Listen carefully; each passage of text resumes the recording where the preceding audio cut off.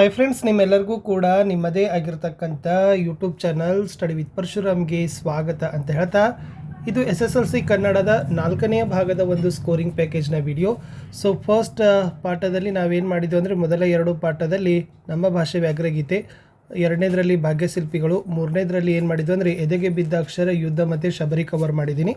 So ಇವಾಗ 4th ಪಾಠದಲ್ಲಿ London ನಗರ ಮತ್ತು ಅಗ್ನಿಭೂತಿ ವಾಯುಭೂತಿಯರ ಕಥೆಯನ್ನೇ ಕವರ್ ಮಾಡ್ತೀನಿ. ಗದ್ಯ ಭಾಗದ 4 ವಿಡಿಯೋ ಕಂಪ್ಲೀಟ್ ಆಯಿತು.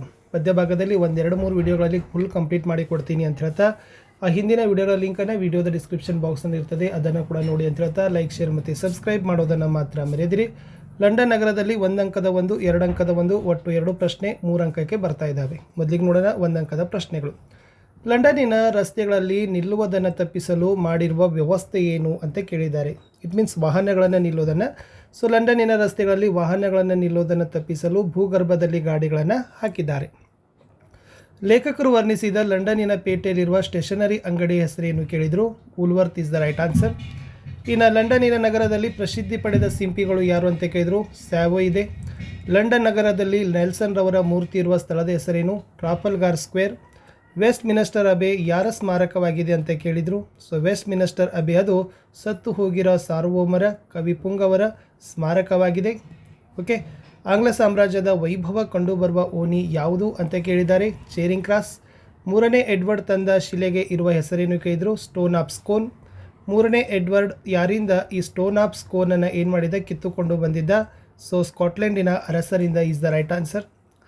ಇನ್ನು ಪ್ರವಾಸದ ಕುರಿತು ಬೇಕನ್ ಹೇಳಿದ ಮಾತು ಏನು ಅಂತ ಕೇಳಿದರು. ಪ್ರವಾಸ ಶಿಕ್ಷಣದ ಒಂದು ಭಾಗವಾಗಿದೆ. ಮನೆ ಹಿಡಿದು ಇರುವ ತರುಣನ ಬುದ್ಧಿ ಮನೆಯ ಮಟ್ಟದ್ದೇ ಎಂದು ಹೇಳಿದ ಆಂಗ್ಲ ಕವಿ ಯಾರು ಅಂತ ಕೇಳಿದ್ದಾರೆ. Shakespeare is the right answer. ಇದೇ ಪಾಠದಲ್ಲಿ ಬರ್ತಕ್ಕಂಥ 2 ಅಂಕದ ಪ್ರಶ್ನೆಗಳಲ್ಲಿ ಫಸ್ಟ್ ಒನ್, ವೂಲ್ವರ್ತ್ ಅಂಗಡಿಯಲ್ಲಿ ಸಿಗೋ ವಸ್ತುಗಳಾವವು ಅಂತ ಕೇಳಿದರು. ಲಂಡನ್ ನಗರದ ವೂಲ್ವರ್ತ್ ಎಂಬ ಸ್ಟೇಷನರಿ ಅಂಗಡಿ ನೋಡುವ ಹಾಗಿದೆ. ಬೂಟು, ಕಾಲು ಚೀಲು, ಚೆನ್ನ, ಸಾಬೂನು, ಔಷಧ, ಪುಸ್ತಕ, ಅಡಿಗೆ ಪಾತ್ರೆ, ಎಲೆಕ್ಟ್ರಿಕ್ ದೀಪದ ಸಾಮಾನು, ಫೋಟೋ, ಅಡವಿಯ ಹೂ, ಯುದ್ಧ ಸಾಮಗ್ರಿ, ಹೀಗೆ ಎಲ್ಲ ಥರದ ಸಾಮಾನುಗಳು ವೂಲ್ವರ್ತ್ ಅಂಗಡಿಯಲ್ಲಿ ಸಿಗ್ತದೆ. ಲಂಡನ್ನಿನ ಹೆಣ್ಣು ಮಕ್ಕಳು ಯಾವ ಯಾವ ಕೆಲಸದಲ್ಲಿ ನಿಯುಕ್ತರಾಗಿರ್ತಾರೆ.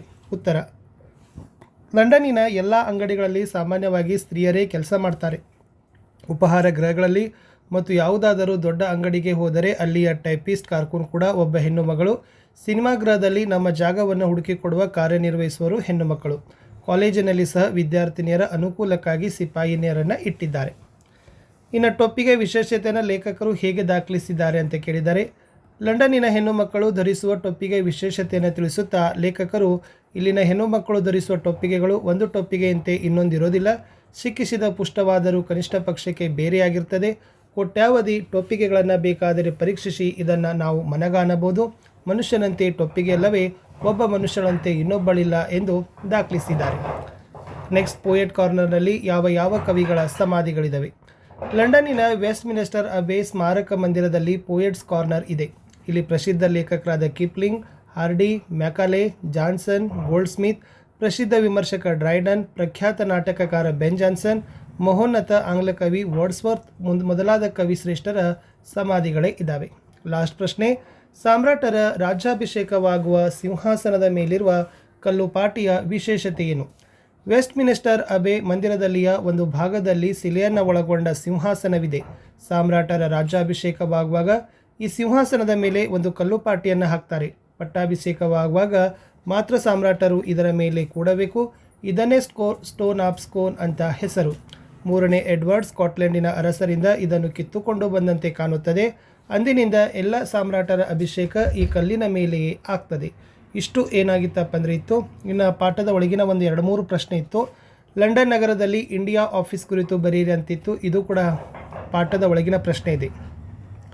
ಲಂಡನ್ ನಗರದ ಆಂಗ್ಲ ಸಾಮ್ರಾಜ್ಯದ ವೈಭವ ಕಂಡುಬರುವ ಓಣಿ ಚೇರಿಂಗ್ ಕ್ರಾಸ್ ಎಂಬ ಓಣಿಯಲ್ಲಿರುವ ಇಂಡಿಯಾ ಆಫೀಸು ನೋಡುವ ಹಾಗಿದೆ. ಇಲ್ಲಿನ ವಾಚನಾಲಯದಲ್ಲಿ ಅನೇಕ ಮಹತ್ವದ ಪುಸ್ತಕಗಳಿವೆ. ಕರ್ನಾಟಕದ ವಿಷಯವಾಗಿ ಎಷ್ಟೋ ಹೊಸ ಮಾತುಗಳು ಇಲ್ಲಿ ಗೊತ್ತಾಗೋದು. ಇಲ್ಲಿನ ವಸ್ತು ಸಂಗ್ರಹದಲ್ಲಿ ಹಿಂದೂಸ್ತಾನದ ಲಲಿತಕಲೆಯ ಹಾಗೂ ಇನ್ನುಳಿದ ಮಾರ್ಗಗಳ ಮಾದರಿಗಳು ನೋಡಲು ದೊರೀತವೆ. ಹಿಂದೂಸ್ತಾನದಲ್ಲಿ ಪ್ರಕಟವಾಗುವ ಎಲ್ಲ ಮುಖ್ಯವಾದ ಇಂಗ್ಲಿಷ್ ವರ್ತಮಾನ ಪತ್ರಿಕೆಗಳು ಇಲ್ಲಿ ಬರ್ತವೆ. ಇನ್ನು ಲಂಡನ್ ನಗರದ ವೆಸ್ಟ್ ಮಿನಿಸ್ಟರ್ ಅಬೆ ಮಂದಿರದಲ್ಲಿ ರಾಜ ವಿಭಾಗದ ಕುರಿತು ಬರೆಯಿರಿ ಅಂತ ಕೇಳಿದ್ದಾರೆ. ರಾಜದಂಡವು ಕಿರೀಟವು ನೆಲಕ್ಕುರುಳಲೇಬೇಕು ಎಂಬುದು ನಿಜವಾಗಿದ್ದರೂ ಸತ್ತ ಮೇಲೆ ಅವರಿಗೊಂದು ವಿಶಿಷ್ಟ ಸ್ಥಾನ ಕಲ್ಪಿಸಿರೋದು ಲಂಡನ್ ನಗರದ ವೆಸ್ಟ್ ಮಿನಿಸ್ಟರ್ ಅಬೆ ಮಂದಿರದಲ್ಲಿನ ರಾಜ ವಿಭಾಗದಲ್ಲಿ ಕಾಣಬಹುದು. ಇಲ್ಲಿ ಸಿಂಹದೆದೆಯ ರಿಚರ್ಡ್, 2ನೇ ಎಡ್ವರ್ಡ್, ಆರ್ಲ್ ಆಫ್ ಸ್ಯಾಫೋರ್ಡ್, ರಾಣಿ ಎಲಿಜಬೆತಾ, 1ನೇ ಜೇಮ್ಸ್ ಮೊದಲಾದ ಅರಸು ಅರಸಿಯರ ಗೋರಿಯ ಮೇಲೆ ಒರಗಿದ್ದಾರೆ. ಗೋರಿಯ ಮೇಲೆ ವ್ಯಕ್ತಿ ಮಲಗಿಕೊಂಡಂತೆ ಮೂರ್ತಿಯನ್ನು ಕಡೆಯಲಾಗಿದೆ. ಗೋರಿಗಳ ನಡುವೆ ಹಾಯ್ದು ಪ್ರಾರ್ಥನಾ ಮಂದಿರಕ್ಕೆ ಹೋಗಬಹುದು. ಇಲ್ಲಿನ ಕೆತ್ತನೆಯ ಕೆಲಸವೆಲ್ಲ ಬಂಗಾರದ ಬಣ್ಣದಲ್ಲಿಯೇ ಆಗಿದೆ. ಮಂದಿರದ ಹಿಂದೆ ಭವ್ಯವಾಗಿ 7ನೇ ಹೆನ್ರಿಯ ಗೋರಿಯು ನಿಂತಿದೆ. ಇಷ್ಟು ಲಂಡನ್ ನಗರ ಇತ್ತು. ಇನ್ನು 8ನೇ ಪಾಠ ಅಗ್ನಿಭೂತಿ ಮತ್ತು ವಾಯುಭೂತಿಯರ ಕತೆ. 1 ಅಂಕದ 1 ಪ್ರಶ್ನೆ, 2 ಅಂಕದ 1 ಪ್ರಶ್ನೆ, 2 ಪ್ರಶ್ನೆಗಳು, 3 ಅಂಕ. ಎಸ್. ಕೌಸಂಬಿಯ ಅರಸ ಯಾರು ಅಂತ ಕೇಳಿದರು. ಕೌಸಂಬಿಯ ಅರಸ ಅತಿಬಳ. ಸೋಮಶರ್ಮ ಕಾಶ್ಯಪಿಯವರ ಮಕ್ಕಳ ಹೆಸರೇನು? ಸೋಮಶರ್ಮ ಕಾಶ್ಯಪಿಯವರ ಮಕ್ಕಳ ಹೆಸರು ಅಗ್ನಿಭೂತಿ ಮತ್ತು ವಾಯುಭೂತಿ. ಕಾಶ್ಯಪಿ ವಿದ್ಯಾಭ್ಯಾಸಕ್ಕಾಗಿ ತನ್ನ ಮಕ್ಕಳನ್ನು ಯಾರ ಬಳಿಗೆ ಕಳಿಸ್ತಾಳೆ? ತನ್ನ ಸಹೋದರ ಸೂರ್ಯಮಿತ್ರನ ಬಳಿ. ಸೂರ್ಯಮಿತ್ರ ತನಗೆ ಕಾಶ್ಯಪಿ ಎಂಬ ತಂಗಿ ಇಲ್ಲ ಅಂತ ಹೇಳಲು ಕಾರಣವೇನು? ಅಗ್ನಿಭೂತಿ ಮತ್ತು ವಾಯುಭೂತಿಯರು ಸೋದರನೆಂಬ ಸಲುಗೆಯಿಂದ ಮೊದಲಿನಂತೆ ಗರ್ವಿಷ್ಠರಾಗಿ ಕೆಟ್ಟು ಹೋಗುವರೆಂದು ಭಾವಿಸಿ ಸೂರ್ಯಮಿತ್ರ ತನಗೆ ಕಾಶ್ಯಪಿ ಎಂಬ ತಂಗಿ ಇಲ್ಲ ಅಂತ ಹೇಳ್ತಾನೆ. ಪಂಡಿತರಾದ ಅಗ್ನಿಭೂತಿ ವಾಯುಭೂತರಿಗೆ ದೊರೆತ ಪದವಿ ಯಾವುದು? ಮಂತ್ರಿ ಪದವಿ. ರಾಜಗೃಹ ಪಟ್ಟಣದ ಅರಸ ಯಾರು? ಸುಬಲ. ಇನ್ನು 2 ಮಾರ್ಕರ್ ಕ್ವಶನ್. ರಾಜ್ಯಸಭೆಯಲ್ಲಿ ಅಗ್ನಿಭೂತಿ ವಾಯುಭೂತಿಯರನ್ನು ಮೂರ್ಖರೆಂದು ತೀರ್ಮಾನಿಸಿದ್ದೇಕೆ? ಎಸ್. ಅತಿಬಳ ರಾಜನ ಮಂತ್ರಿ ಸೋಮಶರ್ಮ ಮತ್ತು ಆತನ ಹೆಂಡತಿ ಕಾಶ್ಯಪಿಯ ಮಕ್ಕಳಾದ ಅಗ್ನಿಭೂತಿ ವಾಯುಭೂತಿಯರು ತಂದೆ ತಾಯಿಯರ ಮಾತಿಗೆ ಕಿವಿಗೊಡದೆ ಯಾವ ವಿದ್ಯೆಯನ್ನು ಕಲಿಯದೆ ತಂದೆ ಕೂಡಿಟ್ಟ ಹಣವನ್ನು ಪೋಲು ಮಾಡುತ್ತಾ ಸಪ್ತವ್ಯಸನಗಳಲ್ಲಿ ತುತ್ತಾಗಿದ್ದರು. ಸೋಮಶರ್ಮನ ಮರಣದ ನಂತರ ರಾಜನು ಮಕ್ಕಳನ್ನು ಅರಮನೆಗೆ ಕರೆಸಿಕೊಂಡು ಸತ್ಕರಿಸಿ ಸಂತಾಪವನ್ನು ಸೂಚಿಸಿ ಕಳುಹಿಸಿದನು. ಕೆಲವು ದಿವಸಗಳು ಕಳೆದ ಮೇಲೆ ಮತ್ತೆ ಅವರಿಬ್ಬರನ್ನು ರಾಜನು ಅರಮನೆಗೆ ಕರೆಸಿಕೊಂಡು ನೀವು ಯಾವ ವಿದ್ಯೆಗಳನ್ನು ಬಲ್ಲಿರಿ ಎಂದು ವಿಚಾರಿಸಿದ.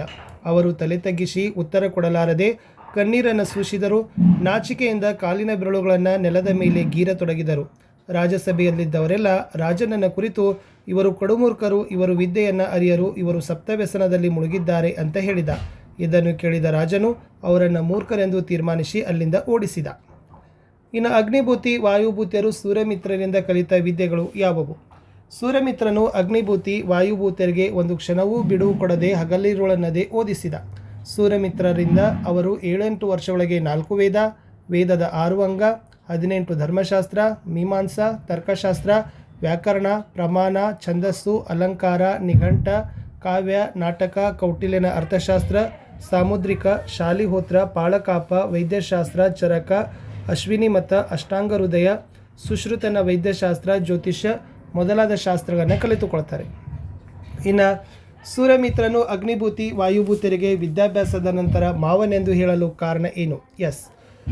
ಸೂರ್ಯಮಿತ್ರನು ಅಗ್ನಿಭೂತಿ ವಾಯುಭೂತಿಯರು ತನ್ನ ಸಹೋದರಿಯರ ಮಕ್ಕಳು, ಸೋದರಳೆಯರು ಎಂದು ತಿಳಿದರೂ ಅವರಿಗೆ ಸಲುಗೆಯನ್ನು ಕೊಡಲಿಲ್ಲ. ತಾನು ಅವರ ಸೋದರ ಮಾವನೆಂದು ತಿಳಿಸಲಿಲ್ಲ. ಅವರು ಈಗಾಗಲೇ ತಂದೆ ಕೊಟ್ಟ ಸಲುಗೆಯಿಂದ ಯಾವ ವಿದ್ಯೆಯನ್ನು ಕಲಿಯದೆ ಸಪ್ತವ್ಯಸನಗಳಿಗೆ ತುತ್ತಾಗಿ ಕೆಟ್ಟು ಹೋಗಿದ್ದಾರೆ. ತಾನು ಅವರ ಸೋದರ ಮಾವನೆಂದು ಅವರು ತಿಳಿದರೆ ಇಲ್ಲಿಯೂ ಅದೇ ಸಲುಗೆಯಿಂದ ಕೆಟ್ಟು ಹೋಗಬಹುದು ಎಂದು ಸೂರ್ಯಮಿತ್ರ ಭಾವಿಸಿದ. ತನ್ನ ಸೋದರಳೆಯನ್ನು ಯೋಗ್ಯರನ್ನಾಗಿ ಮಾಡೋ ಉದ್ದೇಶದಿಂದ ಸತ್ಯವನ್ನು ಮರೆಮಾಚಿದ. ಇಲ್ಲಿ ಕಟ್ಟುನಿಟ್ಟಿನಿಂದ ಅವರನ್ನು ಎಲ್ಲ ವಿದ್ಯೆಗಳಲ್ಲಿ ಅರ್ಹರನ್ನಾಗಿ ಮಾಡಿದ. ವಿದ್ವಾಂಸರಾದ ಅವರು ಸತ್ಯವನ್ನು ತಿಳಿದರೆ ಏನೂ ತೊಂದರೆವಿಲ್ಲವೆಂದು ಭಾವಿಸಿ ಅವರಿಗೆ ತಾನು ಅವರ ಮಾವನೆಂದೇ ತಿಳಿಸಿಬಿಟ್ಟ. ಸೂರ್ಯಮಿತ್ರ ಮಾವನೆಂದು ತಿಳಿದಾಗ ವಾಯುಭೂತಿಯ ಪ್ರತಿಕ್ರಿಯೆ ಹೇಗಿತ್ತು? ಲಾಸ್ಟ್ ಪ್ರಶ್ನೆ ಇದೆ. ಕಿರಿಯವನಾದ ವಾಯುಭೂತಿ ತನ್ನ ಸೋದರ ಮಾವ ಸೂರ್ಯಮಿತ್ರನು ತಮಗೆ ಮಾಡಿದ್ದುದೆಲ್ಲವೂ ಅನ್ಯಾಯವೆಂದೇ ಬಗೆದ. ನಾವು ಭಿಕ್ಷೆ ಎತ್ತಿಕೊಂಡು ಬಂದ ಕೂಳಿಗೆ ತುಸು ಎಣ್ಣೆಯನ್ನಾಗಲಿ ತುಸು ಮಜ್ಜಿಗೆಯನ್ನಾಗಲಿ ನಮ್ಮ ಮಾವ ಕೊಡಿಸಲಿಲ್ಲ. ಕೆರೆಗೆ ನಾವು ಮೀಯಲು ಹೋದಾಗಲೂ ಇವನು ಎಣ್ಣೆಯ ವಾಸನೆಯನ್ನು ನೋಡಿಸಲಿಲ್ಲ. ಆಗಾಗ ನೆಂಟರಿಷ್ಟರನ್ನು ಕರೆಸಿ ನಮ್ಮ ಕನ್ನೆದುರೇ ದಿವ್ಯಾಹಾರವನ್ನು ಇವನು ಉಣ್ಣುತ್ತಿದ್ದ. ಆಳುಗಳಿಗೂ ಔತಣದೂಟ ಇತ್ತು. ಯಾವ ಹಬ್ಬದಲ್ಲೂ ನಮಗೆ ಇವನು ಊಟ ಬಡಿಸಲಿಲ್ಲ. ಇವನು ಪಂಚಮಹಾಪಾತಕನೇ ಸರಿ. 7-8 ವರ್ಷ ನಮ್ಮನ್ನು ಶತ್ರುಗಳಂತೆ ನಡೆಸಿಕೊಂಡವನಲ್ಲ ಎಂದು ತನ್ನ ಮನಸ್ಸಿನಲ್ಲಿ ವಾಯುಭೂತಿ ಸೂರ್ಯಮಿತ್ರನ ಬಗ್ಗೆ ಕ್ರೋಧವನ್ನು ತುಂಬಿಕೊಂಡ. ಮುಂದಿನ ವಿಡಿಯೋಗಳಲ್ಲಿ ಪದ್ಯ ಭಾಗದ ನೋಡೋಣ.